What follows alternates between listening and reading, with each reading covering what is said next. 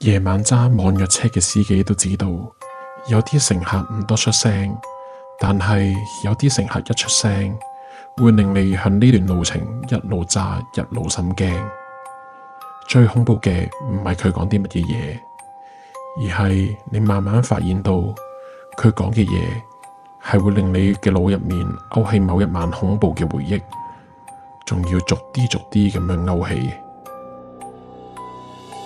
當到達咗終點，遺留落嚟嘅除咗心寒，仲有就係坐喺你背後唔知道有冇存在過嘅乘客。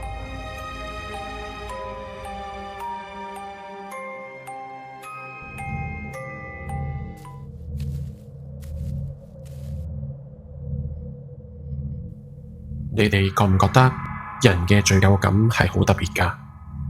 或者咁樣講啦，你有冇試過做過一啲嘢？嗰啲嘢就算過咗好耐都好，但係當你每一次諗起嗰個畫面都好清楚，清楚到就好似啱啱發生咁樣，你會懷疑究竟自己係咪記性太好，定係自己根本就冇放低過？我叫阿文，今年都40幾歲啦，喺呢個香港生活，朝頭早開完工，夜晚就同屋企人食完飯之後，我就會出去揸下網約車接下單。揸夜車有一樣嘢好真實嘅，就係你會好容易攰，但係又唔敢瞓。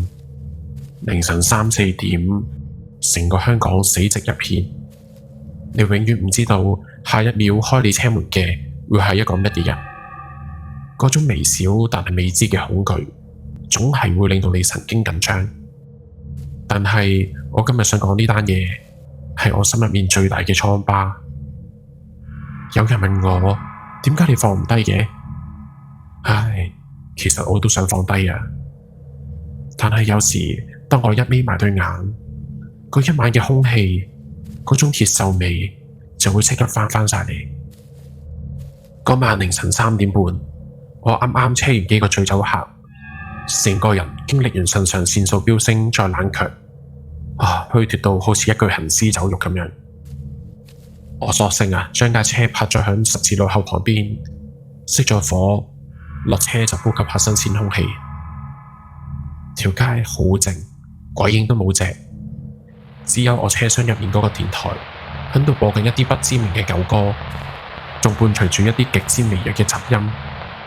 我背脊挨住欄杆，望住遠方發呆，我仲喺度心諗：凌晨做電台真係正啊！撳個掣播下歌咁就搞掂，根本就唔需要理啲觀眾鍾唔鍾意。突然之間，哇！嗰種剎車聲尖銳到差啲令到我耳膜穿啊！我即刻抬起頭望一望，一架電單車喺我面前唔夠20米嘅地方失控，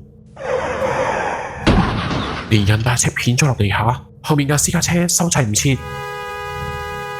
嗰種聲音好奇怪，唔係一般金屬撞擊嗰種咁清脆嘅聲音，而係一種好沉悶、好曖昧，好似向寵物壓碎咗向濕紙箱嘅聲音。嗰個女仔連人帶車彈開咗，向地面碌咗好幾個圈，啪一聲，佢個頭盔鬆脫咗，就好似一粒籃球咁樣，一路碌一路碌，最後就撞咗喺我架車入邊啦。嗰一刻，成個世界好似靜咗咁樣，我全身嘅肌肉繃緊晒，個腦袋一片空白。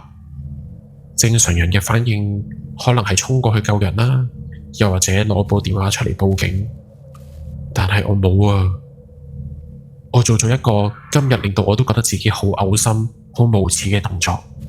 我即刻二話不說，衝返入架車度，反鎖晒車門，我就縮埋喺駕駛座位嗰度，隻手震到連手機都解唔到鎖啊！我心入邊有一把聲響度自我催眠，唔關你事噶，你又唔係當事人，你做咩咁驚啊？你有屋企人要養噶，你一陣間仲要揸車噶，如果俾人扣查咗成晚咁點算啊？唔關你事噶。隔咗冇耐，車廂傳嚟敲門聲，我嚇到成個人彈起，望一望，原來警察到咗。我落車錄口供，眼尾望到嗰個女仔瞓咗喺地下，佢嘅身體扭曲到一個正常人根本就扭曲唔到嘅角度。錄完口供返到停車場，我發現車門側邊凹咗少少，仲有幾條花痕。我估計應該係嗰個頭盔飛到嚟撞到，雖然花咗少少，但係好礙眼，就好似呢件事對我冇乜直接影響，但係喺我心入面永遠留低咗一條刺。自從嗰晚之後，我個人變到有啲神經質，唔單止係心理上嘅內疚，而係我發覺成個世界好似有啲嘢唔同咗啊！一開頭係一啲好微小嘅錯覺，例如喺屋企食下飯，我會突然之間聽到車門好似好大力俾人嘭一聲閂埋咗咁樣，我即刻衝落去停車場望，但係發覺人影都冇，乜事都冇喎。最令到我崩潰嘅就係我架車嘅收音機，由唔知幾時開始，只係我去到深夜經過一啲十字路口嘅時候，個收音機就會傳出沙沙沙嘅雜音，而嗰啲雜音底下，我好幾次都聽到一啲好細微、好急促嘅呼吸聲，就好似一個人喺嗰架車入面對住我呼氣咁樣咯。呢2個月，我成個人都神不守舍，黑眼圈出晒嚟。當每一次地圖要指導我行嗰條路嘅時候，我都刻意兜路，避開嗰個路口。亦都因為咁樣，我接咗好多投訴。我個 rating 跌到落谷底，我明明好驚啊，但係我心入面有一種病態嘅諗法，我真係分唔清究竟係嗰個女仔跟住咗我，定係我內心嘅罪惡感喺我腦海度演化咗一隻鬼出嚟。我每一日都喺度折磨緊自己，我好想逃避，但係內心又喺度等緊一個將會到嚟嘅審判。直至到有一晚，個 app 傳嚟接單嘅提示聲，我望一望嗰個上車地點，正正就係發生事故嗰個十字路口。我望咗嗰個畫面，停咗成10秒。老實講啦，我好想 cancel 嘅，但係嗰一刻，我心底入面有一個聲音就同我講：你逃避唔到噶啦，要嚟嘅始終都會嚟。我到咗嗰個路口停低咗。2個月前咁驚心動魄嘅場面，到而家一啲痕跡都冇。後座嘅門開咗，係一個女仔嚟嘅，估計20幾歲啦。但係佢留咗一把好長嘅頭髮，佢耷低咗頭上車，令到我睇唔清楚佢個樣。佢嘅動作好慢好輕，好似冇聲咁樣，就已經坐咗喺後座度扣好咗安全帶啦。唔好意思，咁夜麻煩你啦。佢把聲好溫柔，但係唔知點解，我個背脊已經充滿咗冷汗。我應咗一句：冇問題，慢慢啦。咁我就開車，一路揸，我哋有一句冇一句咁樣傾偈，講下天氣啊，講下返夜更啊，講下做嘢返工攰唔攰啊。直到佢突然之間講咗一句：唉，早知聽阿媽講揸私家車啦，安全好多。聽到之後，我個心好明顯沉咗一下，我硬住頭皮咁一答：係㗎，始終鐵包人好過人包鐵啊嘛。佢就冇再講嘢啦，車廂死寂一片。過咗一陣間，佢又再講：其實我好鍾意揸電單車㗎。我望住前面條路，唔敢出聲。佢自己繼續講：但係而家我唔可以再揸啦。嗰一下，我真係好想即刻踩迫力走人啦。但係佢忽然之間向後座問我：如果我唔落車得唔得啊？我即刻望一望倒後鏡，佢個座位好暗，我睇唔清楚佢個樣，但係有一陣陣寒氣向背脊度傳上嚟，令到我每一寸皮膚都起晒雞皮。我夾硬笑住咁講：你講笑咋嘛？我仲要做生意㗎，到咗地點一定要落車㗎。佢冇回應過我，空氣好似凝固咗咁樣。終於到咗目的地啦，我停低咗架車，隻手震晒咁樣等緊佢開門。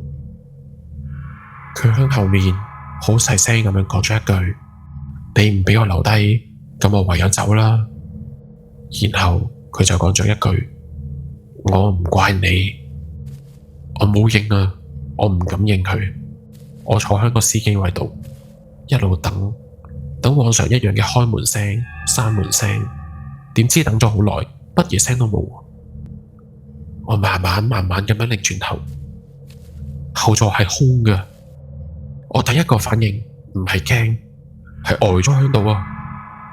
我即刻拎部手機撳翻個 app 度，上面顯示我根本冇接過呢張單。我再撳翻車 cam 睇翻個畫面，車 cam 顯示由頭到尾後座都係空無一人。嗰一刻我終於明白，佢唔係想搭車啊，佢亦都唔係嚟想攞我命，佢只係想搵人傾下偈，講下嘢，又或者係佢感覺到我呢2個月嘅折磨，佢過嚟同我和解。有人話鬼魂係怨念嘅集合，佢原諒咗我啊，但係我根本就係唔值得被原諒。我落車行過去車門側邊，嗰個凹位同花痕到而家一路都響度，就好似提醒緊我，有啲錯係永遠都補唔返。